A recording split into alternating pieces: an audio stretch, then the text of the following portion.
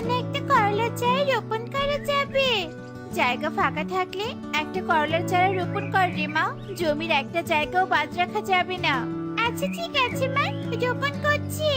এই বলে টুকি একটা করলার চারা ফাঁকা জায়গায় রোপণ করে। এভাবে মা মেয়ে পুরো জমিতে করলার চারা রোপণ করতে থাকে। এদিকে কাকুলি কিছুটা দূর থেকে টুনিকে করলা চাষ করা দেখে বলে, দেখো কাকুলি দেখো, টুনি ওর মেয়েকে নিয়ে কত আগ্রহের সাথে করলা চাষ করছে। ঠিকই বলেছ, ওদের দেখে মনে হচ্ছে এবার বনে করলার দাম অনেক বেড়ে যাবে। হ্যাঁ গো, এবার মনে হয় টুনি করলা বিক্রি করে ধনী হয়ে যাবে, আর আমরা দুজনে বসে বসে ওর ধনী হওয়া দেখবো। কে বলেছে বসে বসে টুনির ধনী হওয়া দেখবো? আমরাও ওর মতো ধনী হব। কিভাবে ওর মতো ধনী হব শুনি? ও যেভাবে করলা চাষ করেছে আমরাও সেভাবে আমাদের জমিতে করলা চাষ করব, আর ওর মতোই কিছুদিন পর বনে করলা বিক্রি করে ধনী হয়ে যাব। বুঝেছো? হ্যাঁ হ্যাঁ বুঝেছি। তাহলে আর দেরি কিসের? চলো এক্ষুনি গিয়ে বাজার থেকে করলার চারা কিনে নিয়ে জমিতে রোপণ করি। এই বলে কালু কাকুলি সেখান থেকে সোজা বাজারে চলে আসে আর করলার চারা কিনে টুনির মতো তাদের জমিতে রোপণ করে। এভাবেই কয়েকদিন কেটে যায়। মা টুকি, ওখান থেকে কয়েকটা বাঁশের টুকরো নিয়ে আয় তো। এখানে একটা করলা গাছ হেলে আছে, এই করলা গাছটা বাঁশের খুঁটির সাথে বেঁধে দিতে হবে। হ্যাঁ মা, এক্ষুনি নিয়ে আসছি। কালু দেখো, টুনি ওর করলা গাছের মাচা দিচ্ছে। চলো চলো আমরাও কি আমাদের করলা গাছের মাচা দেই? হ্যাঁ হ্যাঁ চলো চলো। কালু কাকুলি এসব বলে তাদের করলা খেতে চলে আসে আর টুনির মতো তাদের জমিতে করলা গাছের জন্য মাচা তৈরি করে দেয়। এভাবেই আরো কয়েকদিন কেটে যায়। কাকুলি দেখে এসো তো, ওই টুনি ওর করলার ক্ষেতে কি কি কাজ করছে। টুনি ওর ক্ষেতে যা যা কাজ করবে, যা যা সার কীটনাশক ব্যবহার করবে, আমরাও তাই করব। তবেই টুনির মতো ভালো ফলন হবে আমাদের জমিতে। ঠিক বলেছ, আমি এক্ষুনি গিয়ে দেখে আসছি।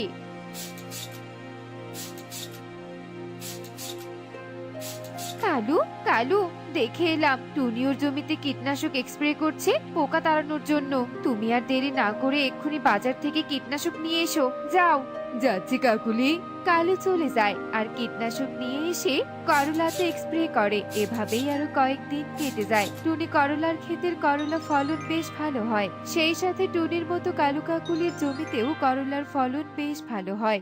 মা, আমি যে খেতে তো অনেক করলা হয়েছে, তা করলা কোন দিন চলবে আর কোন দিন বাজারে বিক্রি করবে?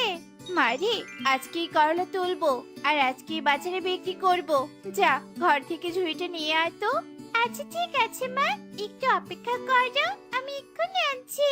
কালু শুনলে টুনি নাকি আজকে করলা তুলে বাজারে বিক্রি করবে?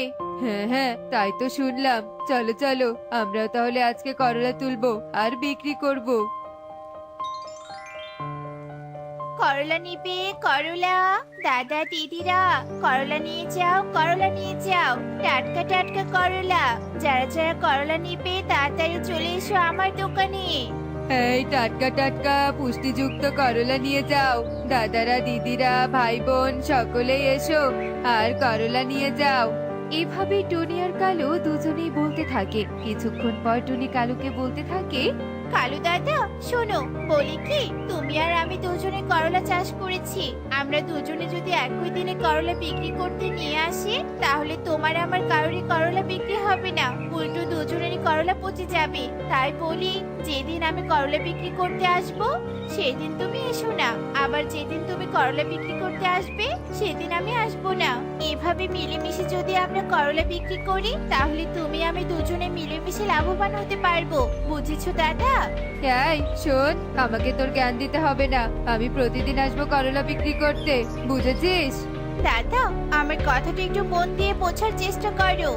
এই বললাম না, আমাকে তোর জ্ঞান দিতে হবে না। যা তো এখান থেকে, আর আমাকে করলা বিক্রি করতে দে। কালু এই বলে টুনিকে ওর দোকানের সামন থেকে তাড়িয়ে দেয়। করলা নিয়ে যাও করলা, দাদা দিদি করলা নিয়ে যাও, টাটকা টাটকা করলা নিয়ে যাও। এই করলা চলে গেল, চলে গেল, সুস্বাদু করলা চলে গেল। এভাবেই টুনি আর কালু করলা বিক্রি করতে থাকে। এভাবেই বেশ কয়েকদিন কেটে যায়। টুনি আর কালু প্রতিদিনের মতো করলা নিয়ে বাজারে বিক্রি করতে চলে আসে। টিয়ে দিদি, ও টিয়ে দিদি, করলা নিয়ে যাও, আজকে করলার দাম একদম কম। না না, করলা কিনবো না। করলা খেতে খেতে আমার বিরক্তি চলে এসেছে। আজ করলার টাকা দিয়ে অন্য সবজি কিনবো। এই বলে দিয়ে চলে যায়। এদিকে ময়ূরীকে দেখে কালু বলতে থাকে, ময়ূরী দিদি, করলা নিয়ে যাও, আজকে করলা অনেক সস্তা দামে তোমাকে দিব। আরে রাখ তোর করলা, করলা যা দিত। আর তো তিতো সবজি রোজ রোজ খাওয়া যায় নাকি? তোর করলা তুই খা। এই বলে ময়ূরী চলে যায়। এভাবেই আরো দুদিন কেটে যায়। বনবাসী টুনি আর কালুর করলা না কেনার কারণে ওদের করলা পচতে শুরু করে। হায় হায়, এত কষ্ট করে করলা চাষ করলাম আর সেই করলা কিনা পচে যাচ্ছে। এবার কি হবে? হায় বিধাতা, কি করে সংসার চালাবো? এসব ওই কালু দাদার জন্য হয়েছে। কত করে মিলেমিশে করলা বিক্রি করতে চাইলাম, কিন্তু শুনলই না। আর যদি মিলেমিশে করলা বিক্রি করতাম তাহলে এই দিন দেখতে হতো না। আমি এখন কি করব? মা, কিছু না, শান্ত হও। আর শোনো, করলা তো কেউ খাওয়ার জন্য কিনতে চাইছে না। তাই আমি বলি কি, তুমি করলা দিয়ে বাড়ি বানাও। দেখবে বনবাসীরা করলা দিয়ে বাড়ি বানানো করলার বাড়ি অনেক পছন্দ করবে আর সবাই কিনেও নেবে।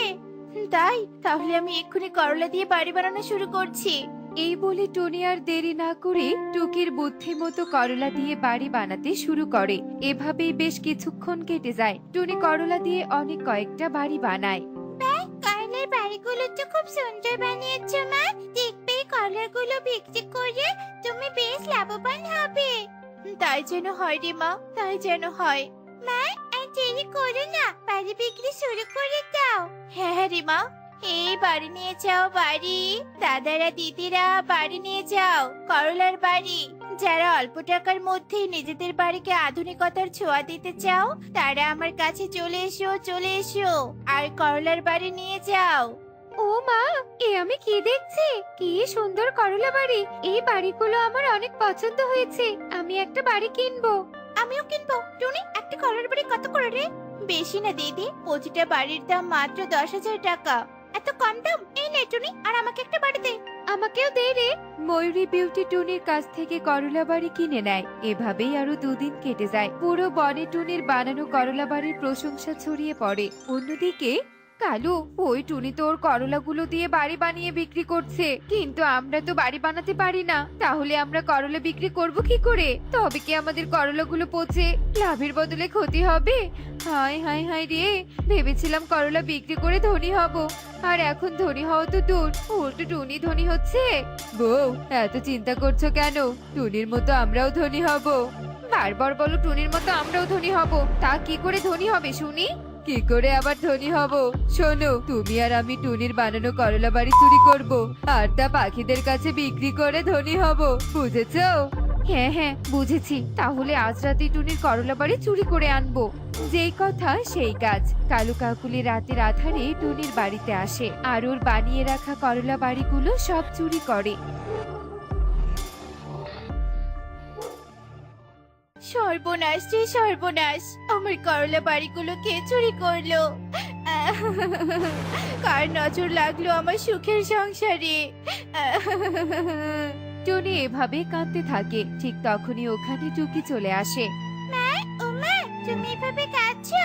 ওদিকে কালো কাকা আর কাকুলি কাকি করলা বাড়ি বিক্রি করছে। ওই বাড়িগুলো দেখে মনে হলো ওগুলো তোমার। ওরা আমার যে বাড়ি চুরি করেছে মনে হচ্ছে। তাই নাকি? দেখি তো গিয়ে। এ কি কালু দাদা, কাকুলি দিদি, এগুলো তো আমার হাতে বানানো বাড়ি। তার মানে এগুলো তোমরা চুরি করে এনেছো? এসব বলছিস? চুরি করে আনবো কেন? এগুলো আমরা বানিয়েছি। বানিয়েছো? তা কখন কখন বানিয়েছো শুনি? আমি তো দেখলাম না তোমাদের বাড়ি বানাতে। আমরা রাতে বানিয়েছি, সেজন্যই তুই দেখতে পারিসনি। যা তো এখান থেকে, ভাগ। আমাদেরকে শান্তি মতো বাড়ি বিক্রি করতে দে।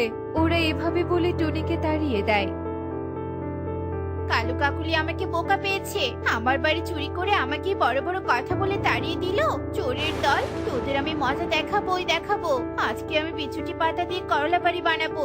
এই বলে টুনি বিছুটি পাতা দিয়ে কয়েকটা করলা বাড়ি বানায়। এভাবেই দেখতে দেখতে রাত নেমে আসে। রাতে কালু কাকুলি পুনরায় টুনির বানানো করলা বাড়ি চুরি করে আর পরের দিন পুনরায় বনবাসীর কাছে করলা বাড়ি বিক্রি করে।